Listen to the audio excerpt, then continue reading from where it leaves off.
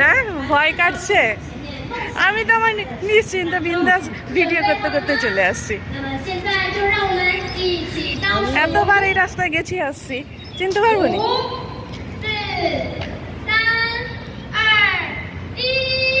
এই যে চলে এসছি এখানে। এখনো কি প্রোগ্রাম চলছে? হ্যাঁ, কি প্রোগ্রাম চলছে জানি না।